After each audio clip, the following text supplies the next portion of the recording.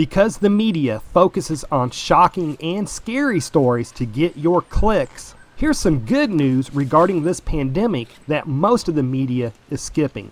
Hey folks, while this is a prepping channel, I don't like to do fear porn. So let's take a look at some very promising news about this pandemic that we're in the middle of, and let's talk about why I think things are actually going to start getting better. Welcome to this channel. This channel is all about learning how to prepare for when the dark times come and the grocery stores are stripped bare. So subscribe to this channel to learn more about prepping for those coming dark days while still retaining our integrity and our honor. So the first good news is that they are now estimating that we're going to have right around 60,000 deaths, which I think, while any deaths is sad, obviously that 60,000 deaths that they are now kind of forecasting across the United States from this pandemic is a lot better than the nearly 200,000 deaths that they were originally thinking that we could actually reach with this. And then also a lot of the country is now getting ready to reach the peaks in the amount of deaths that that they suspect that they're going to suffer from this pandemic. And while hitting a peak is not actually good news, the silver lining to that, I guess, for lack of better terms, means that we are hitting, it appears that we're hitting the worst of this death-wise and illness-wise, and that now, as soon as we get over these peaks in the next couple of days, now we're going to start coming back down. And of course, the sooner that we can go back down, then the sooner that things can start getting back to a normal or new normal or near normal. And while it is obviously too early to say this definitively, it does appear that some of our more harder hit areas in the United States is now just starting to see a leveling off of new hospital admissions. And that is good news because that appears that we are actually getting a hold of this pandemic, and it's not appearing like it's going to turn into a completely uncontrollable monster that we feared it was. And I'm also hearing reports of how hospitals are not being completely overrun, which was really feared would be happening at this point. Now, don't get me wrong, I am not saying that we will not have some hospitals that will get completely overrun in this pandemic, but the big huge fear across this country has been that pretty much every hospital was going to be overrun and that there was going to be a lot of people that were going to needlessly die because they couldn't get into the hospital. But the reports that I am seeing at this time, it appears that hospitals are not having to turn people away and that ventilators also remain in supply. So just to kind of simplify what I just said, while the worst of this pandemic is about to hit us, it appears that the worst is not nearly as bad as a lot of people originally feared. Now, I have heard rumors where people are saying that hospitals are actually empty and maybe this is all a fake scam, that the pandemic is not real. I personally do know people that have been infected with this COVID-19. I don't know of anybody that's died, but I do know of several people that's been infected with it personally. But the reason why hospitals are looking like they're empty is pretty much the only cars that are parked at hospitals are the employees. Anything that's not life-threatening has been canceled or been postponed. There's no visitors at the hospital. So what you're not seeing is what is actually happening inside of that hospital. What you're seeing is the outside of hospital, which is void of all signs that you would normally see of people coming in and going out and leaving and stuff like that, and a lot of cars parked. So I do believe the hospitals are very busy right now, but it does appear that they are not being overrun and that our medical infrastructure is not collapsing, or being overrun, which is what we were really fearing would happen with this. And then again, it also appears that some of our really large hot spots too are starting to actually just now see a leveling out of new incoming patients, which means that is now getting ready to be on the slope down. Now, I personally do not believe that we have an economic collapse or a another Great Depression coming our way. Now, I could be wrong because I am not an economist, but I think that Trump has a pretty good idea of how much longer that we can pretty much keep this country shut down before we hit that point of no return. And I think what Trump is doing is he is watching at that date, at that point that again would be the point of no return, and he is trying to, and then he's listening to the infectious disease doctor saying, hey, this is what we got to do to keep this virus down, to keep this pandemic from completely exploding. And he is, once we start getting to that point of no return, I do believe he's going to start trying to open things back up to keep an actual economic collapse or another Great Depression from happening. Now, I do not think this is going to be like a light switch that we're just going to flip it back on and everything's going to bounce back like nothing ever happened. I do believe that we will have a pretty hard recession coming up, but I do think that here pretty soon that they are going to start getting people back to work as safely as they can do so without causing this to explode again. Now, it's my understanding that a second White House task force is being created, and the purpose of this task force will be how do we get the economy going again? How do we get people back to work again as safely as possible, again without causing another explosion of this? But their job is going to be to really focus on how we get our economy jump started again, and as soon as we can again safely do so. What I personally think that what their plans are, what they plan on doing is, there's a lot of areas in this country where the amount of cases haven't been that high. Of course, obviously nothing like New York and other areas like that. So I think what they're wanting to do is in areas like that, we can actually get people back to work. So when you have areas of the country that haven't had thousands and thousands of cases, when numbers are low enough like that, they can do contact tracing testing.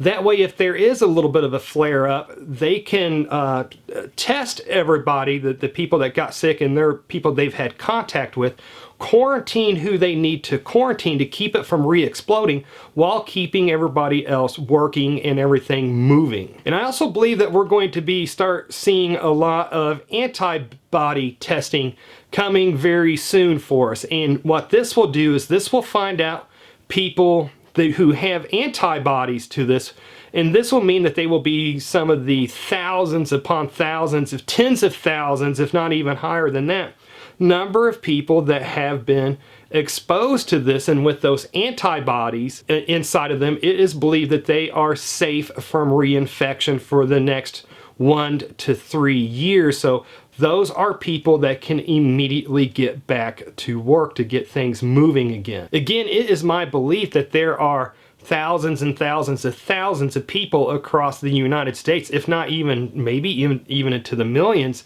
who have actually contracted this and never even knew it because they maybe only got a slight cough, maybe only a slight fever, maybe no symptoms whatsoever, so they never got tested.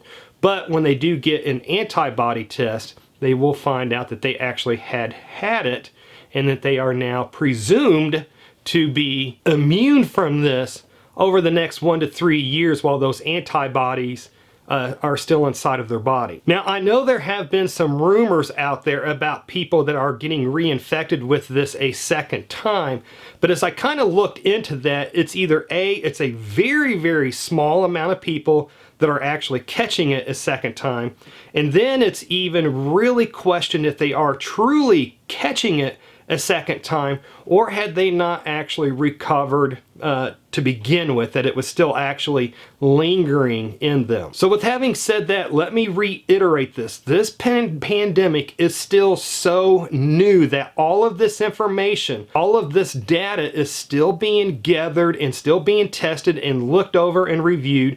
So none of us have definitive answers on any of this yet. What this video is about is me sharing information that I think appears to be good news for us. So to kind of touch bases back on people that get tested and find out that they've had antibodies, and that in most cases when people have antibodies, they are generally immune from that strain for 1 to 3 years, depending on the person. To me, I believe that means that when this thing comes back in future waves, that it won't be infecting nearly the large amount of people that it has infected this time around. Also, when these people's antibodies start running out on them, or they could get reinfected again, by then we're going to have vaccines and other treatments available that will keep this from being the pandemic, and keep it more of an endemic rather than the pandemic that it is now. And then also, speaking of vaccines and other cures, they are already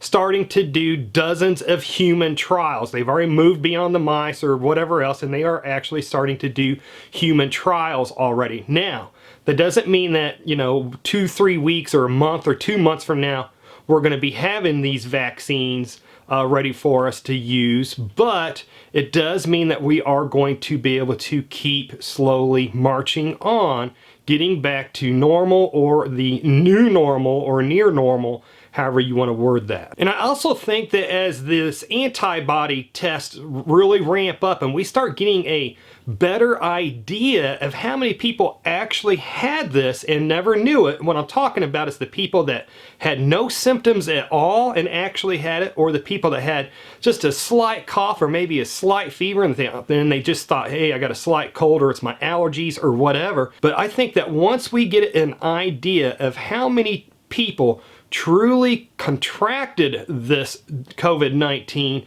I think that we're going to find that the fatality rate of this disease is actually much lower than what a lot of people are saying now.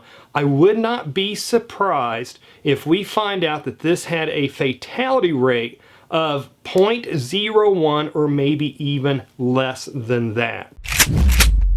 Now, I have been hearing some rumors about the possibility of food shortages coming up, but my personal belief is that we probably, while we might see some shortages, I don't believe that we're going to see any widespread shortages. I think we will see some hiccups here and there, and you may not be able to find your favorite brand of frozen pizza at the grocery store, or you might not be able to get your favorite brand of toilet paper or whatever like that, but I don't think we're going to see, again, widespread food shortages. I don't think we're going to see starvation. I think that throughout this, we're going to see fairly well-stocked grocery stores.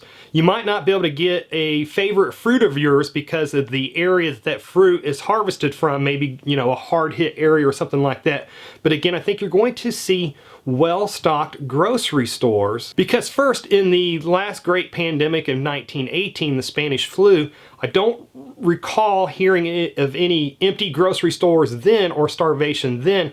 Also, too, United States, we have a pretty resilient food industry here in this country. When I looked into this, we produce like 80 to 85% of our own food. So even if we start having a lot of truckers getting sick where they're not being able to deliver the food, or we have warehouses that start getting hit with this, the United States, again, we are resilient. We will find a way to get that food shipped, and we will find a way to keep those warehouses going. And I also don't foresee our electricity or our water getting shut off in this country either.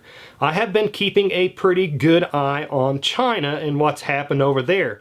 And while I don't believe any numbers coming from that country, it's my belief, it's my understanding that their grid has kept up and running and their water hasn't been shut off, nor have I been seeing any reports of starvation in that country. So if China is able to keep their electricity running, their water running, and their people fed, by golly, the United States will be able to do it. Now, I actually spoke to JJ from Reality Survival just before I shot this video, and both him and I have pretty close to the same feeling about this pandemic, which is that this is not the big one. This is not going to bring on total SHTF. We will eventually get back to normal. It might take a year, it might take 2 years before we are completely back to normal, but this is not the big one.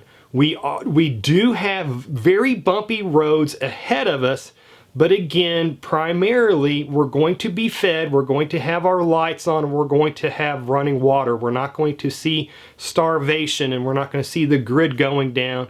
Again, total SHTF from this. Now, don't get me wrong in this video. I'm not saying that here in a couple weeks we're going to flip a switch and everything's going to be rainbows and puppy dogs again. But I think that if you take a step back and you take a look at past history and how the United States got through the pandemic in 1918, and then you look exactly at what's happening now with how we're actually handling this pandemic now, I just think that we're in for a bumpy ride, and at the end of this, we're going to come out okay.